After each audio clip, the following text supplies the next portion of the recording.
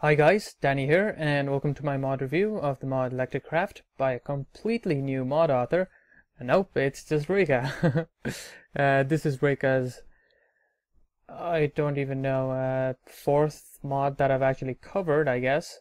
And basically, this is something that a lot of people had asked of him to do, and that was basically do electricity for the machines. He didn't change the type of power used, as in the shaft power is still there. However, this add-on allows you to use electricity to transfer. At the moment, it's only transfer and store power. So yeah, it's still very much in its beta stage, and I think it was only released a couple of days ago. So there aren't a lot of things. Basically, that's all of it. And this is pretty much all of the things that you can do. So yeah, let me get started right away. Before I start, a couple of things. Voltage is affected or made by speed, and current is made by torque. It's not made per se, it's more voltage is dependent on speed and current is dependent on torque. I don't know the exact value that he's used. I don't know if there's a complicated formula or if it's just a 1-to-1. Well, not really 1-to-1, more a set value or some sort of complicated formula. But basically here what I have is just the industrial coil. It's giving off just 1010, and this is induction generator. I'm not going to be showing any of the recipes. Oh, come on. The recipes are all the same, like a normal RotaryCraft ones. Basically, you make them in the work table, things like that. And this induction generator converts shaft power into electricity, and this is a induction motor, and that converts electricity into shaft power. Now, I figured out what the lowest one you could use is. So what was it? 1 here, 8 here. Yep, this is the lowest you can go. So you can't have 7 here or it won't work. So you have to have 8 here. So it's the lowest you can output while still converting and showing up, I guess, is 1 and 8. So from this value, because speed is affecting voltage and torque is affecting current, I guess you could say that, no, I shouldn't really make any assumptions. I don't know what the definite formula is, but yeah, there you go, that's the lowest there. And this setup is pretty lossless. Basically, just touching those two, it's pretty lossless. However, if I use any kind of wire, let me just use the most lossless wire. This is very lossless, as in there is no loss at all. Okay, like that. If I hover over the wire like that, you can see the point voltage and current. Basically, that is pretty much the voltage and the current at that point. But because for a current to flow, it has to go somewhere. So, there is no point voltage and current there. But if I throw in the induction motor there, we can see that it's spinning. And then if I throw in a dynamometer, and right, there we go. We should notice that there is actually a slight amount of loss. Is there? Oh, okay, no, there isn't. There isn't a loss from this value, but if you go any higher, so let's just say 10 and 10, there is in fact a loss. There shouldn't be a loss because this is completely lossless. As you can see, 10 volts, 10 volts. But there is a loss. There is a loss of 2 Newton meters of torque. And if I go up a logarithmic scale, so 100 and 100, and the loss is 4 Newton meters. I haven't checked any higher than that, but let's see if it is logarithmically higher. Well, it just says 1000, so I can't really say exactly. Wait, if I right click on that, maybe? No, I'm not able to tell. I don't know exactly what the loss is from there. But yeah, there you go. So, a couple of things. There are various wires made out of various metals. This mod does indeed add a couple of ores. Let's see. I need those two. So the ores added are copper, tin, silver, nickel, aluminium, and platinum. Now, I would disable this personally because I have mods that add all of these, except for platinum, so maybe I won't remove that. And yes, all of these are in the ore dictionary, so if I hit R... Okay, I can't hit R now, maybe U. There you go. I have thermal expansion. I don't have many mods in this. I have like 4 and 5, and one of them is just, you know, most of them are just RotaryCraft related, so I can't really show it here. But there you go. And all of the wires are here. And the wires have some kind of loss related to them.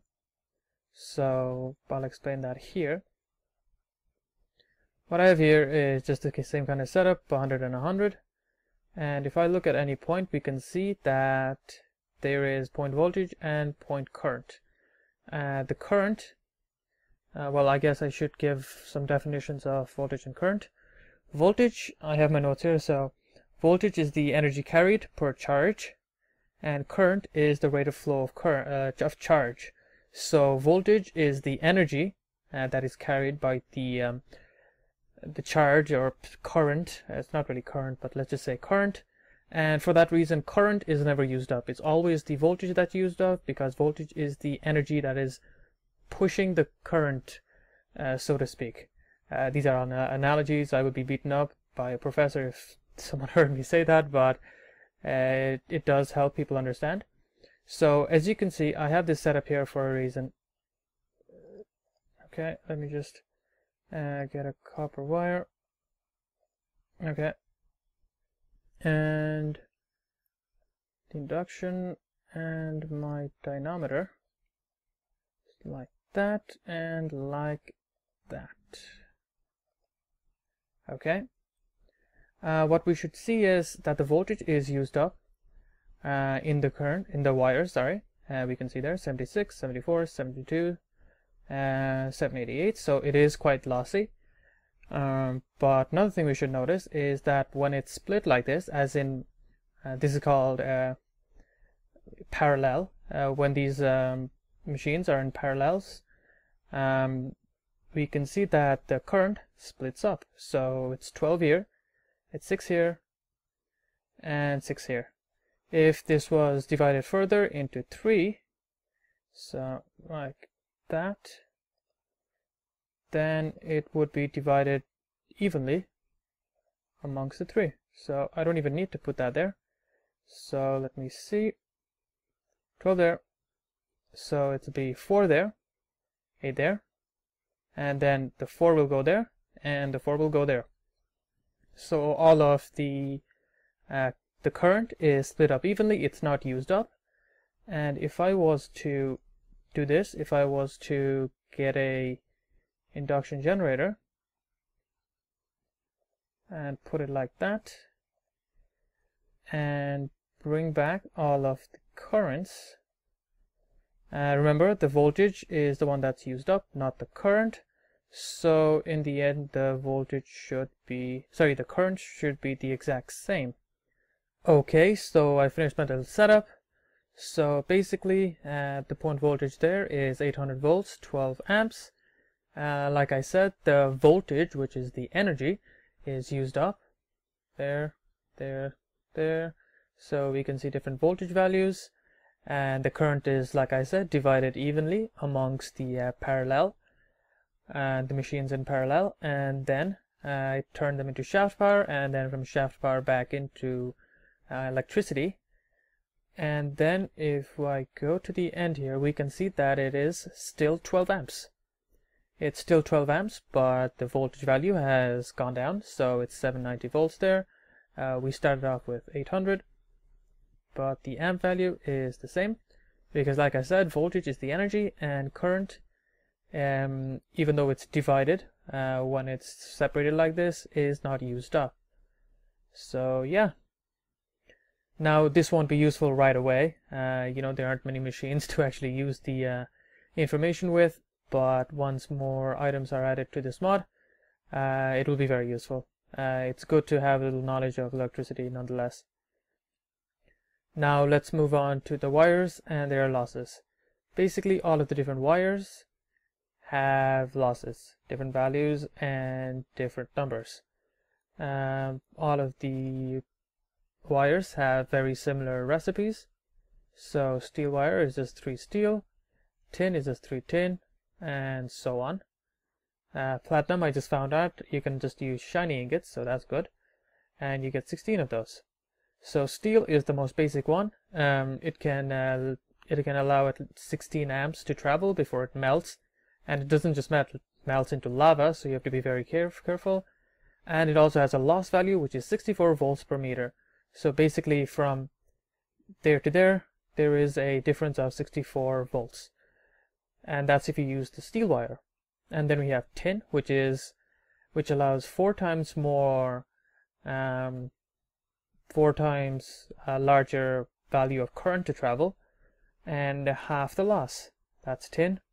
And then the nickel wire has 4 times the amount of current allowed to travel and half the loss. Same with aluminum. And then copper, which is 2 volts per meter, so the difference from here to here is 2 volts, so it's like 776 here. Come on, 776 here, 778 here. If I was using steel, you know, there'd be like 100 here and 36 there. So yeah. We also have silver, which seems to be the one with the least amount of loss, you know, not counting the lossless one. So yes, silver is that, and 1 volt per meter loss. Gold is much better, but there is loss.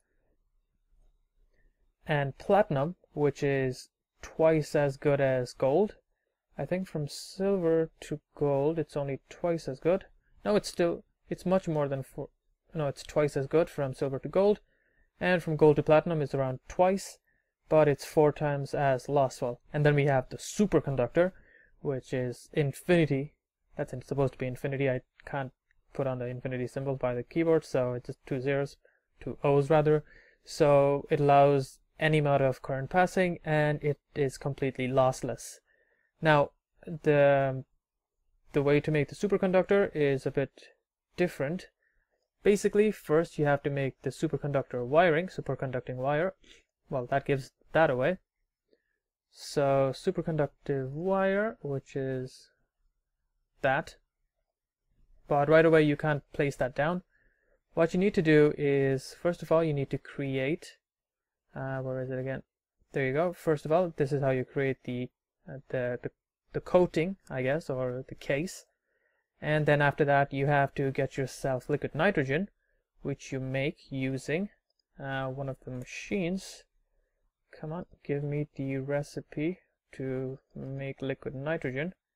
There's a new block added in RotaryCraft that you use to create the liquid nitrogen. Let me just get the book. So, okay. There you go.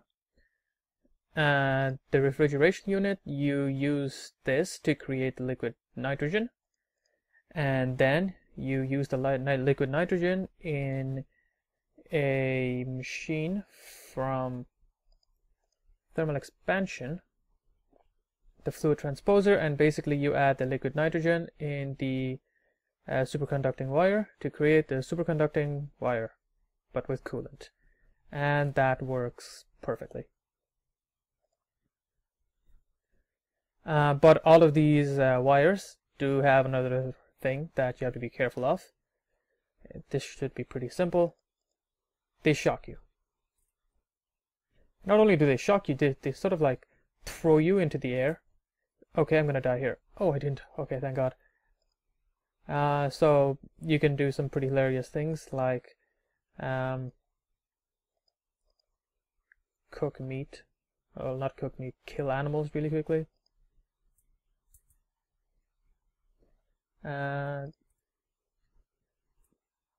Okay. But the thing about that is that actually wastes the the electricity. So if you keep your eye on the dynamometer while I spawn a cow, it slowly flickered to 0. That's because when the animals are being shocked, you waste electricity. And not just that, the items on the ground are also shocked repeatedly. So just run somewhere so you'll be dead.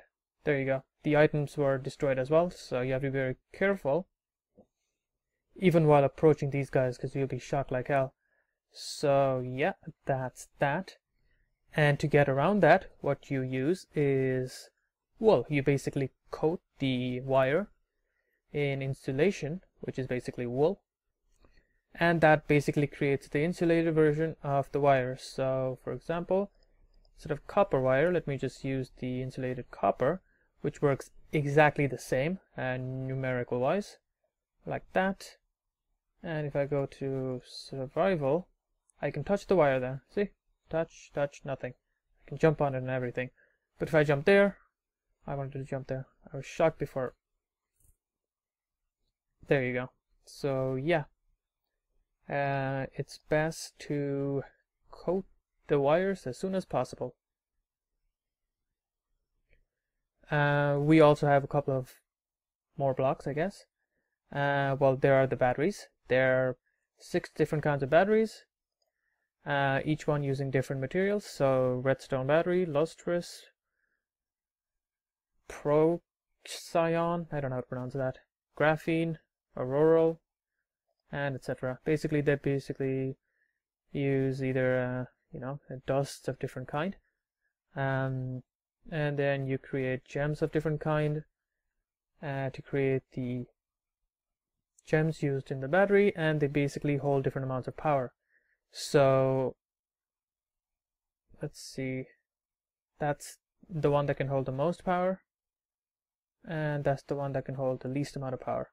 So there's like what, 1.049 megajoules versus 281.5 terajoules. Okay, we also have another block, machine, and that is the relay. Basically what the relay does is it allows you to turn on and off if it allows you to stop the flow of electricity. So let's see, it's 0 current, but voltage is full.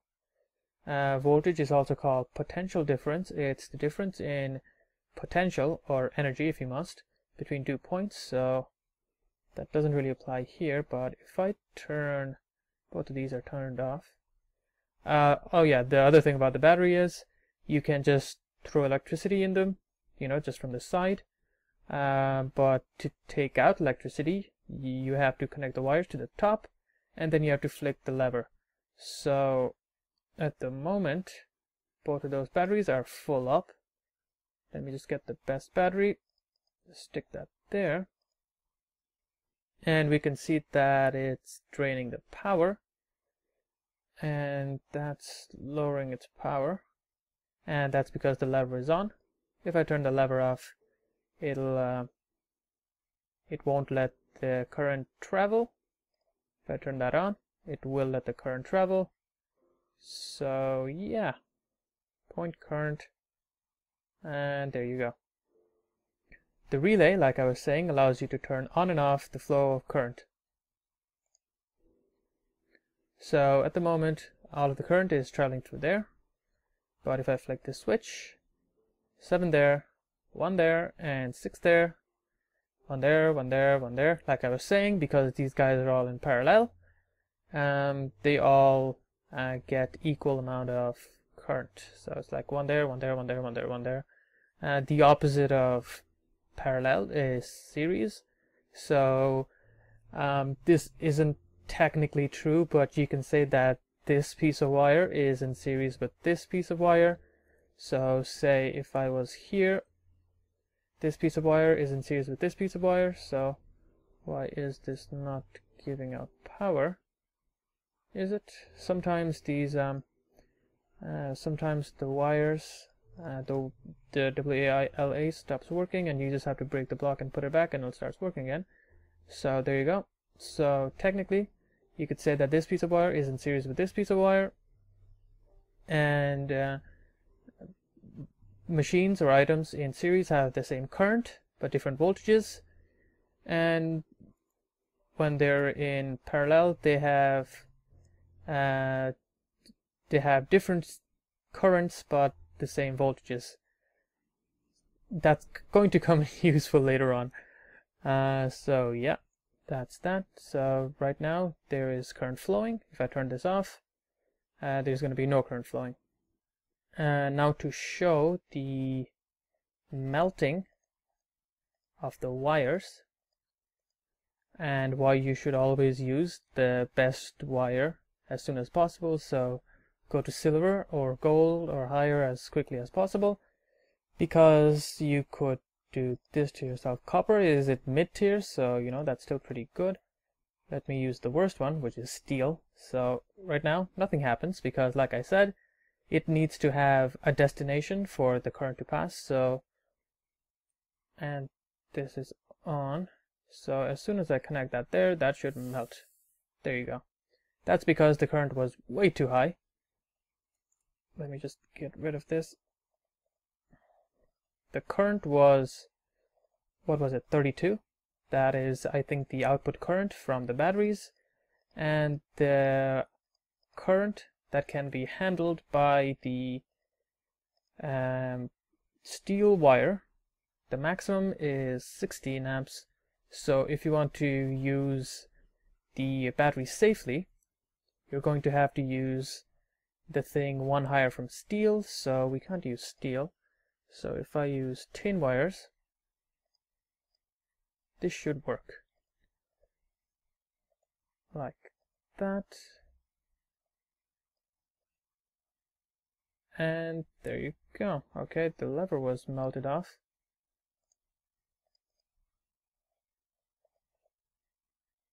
And there you go. Because the point current is 32. So like I was saying, because the current transferred is 32, I had to use tin. I'm going to assume, I'm not 100% sure, that the greater the tier of the battery, the higher the output current is. So let me see. If I use the best wire again, the lossless wire, and just to test this out,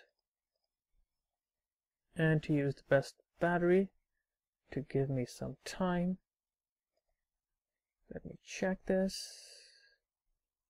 I have to use a lever. Okay, so there.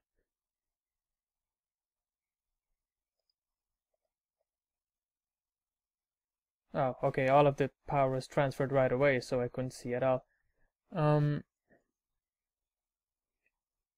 Disconnected. Connected. So there you go, that should work.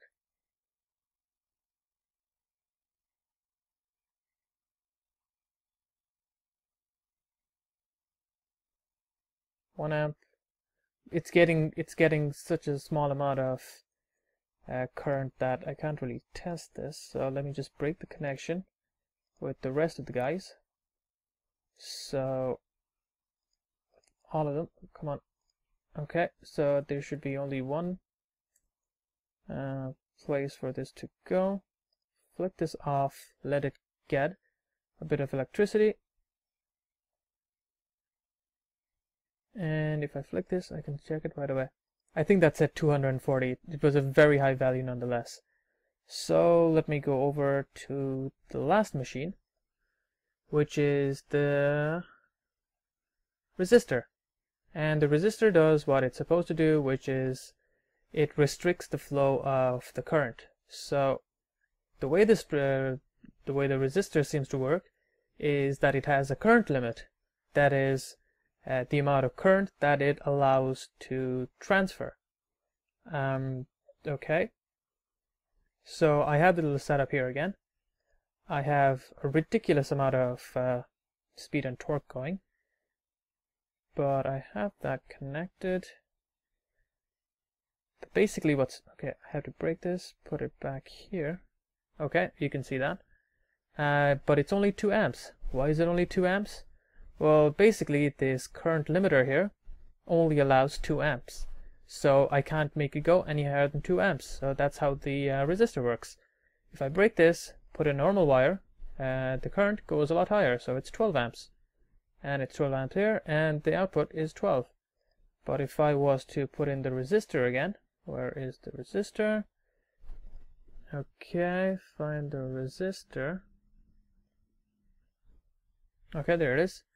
And you can put different dyes on the resistor, and the different dyes are different colors. So I think it was like red is the lowest amount of it changes the least amount of, it limits the least amount of current, and then yellow, and then brown, or something like that. So the pointing is a bit difficult, so it's basically to point to the middle one, you have to aim for the last one. There you go. So it's 2 amps limit again, and now only 2 amps can pass. But if I was to color the other one, so now it's 200 amps, so now it's 12 amps again, so all of it can flow.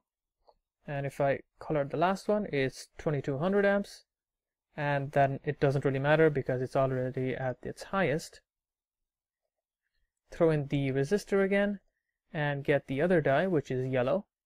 Aim for the third one, so the middle one will be highlighted. So now it should only allow 4 amps to pass. So there you go, only allows 4 amps. Color in the other one, so now it's 40,000 amps, and then it just doesn't matter. And then the last one, come on, if I aim it from here, that should work. There you go, 440,000 amps. That's that. And brown, I can also highlight it brown if I'm correct. There's no brown dye. What was it? Cocoa?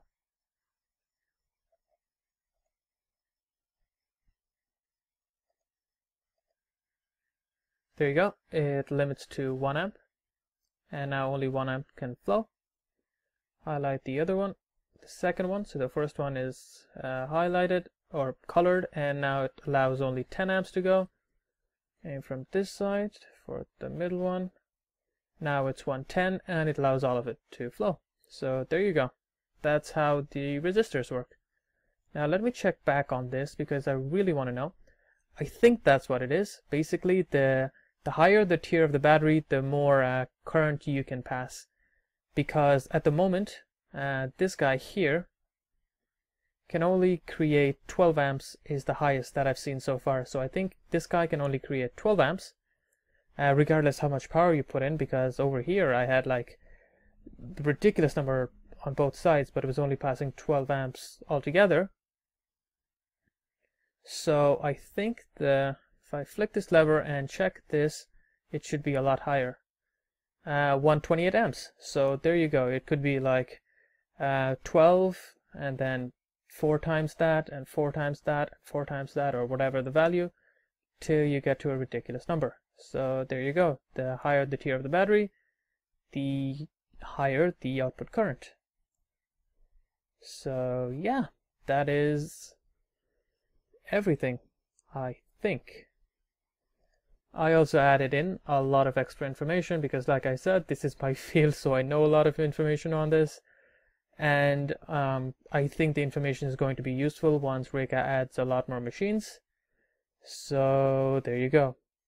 If you liked the video, please leave a like and subscribe. And thank you for watching.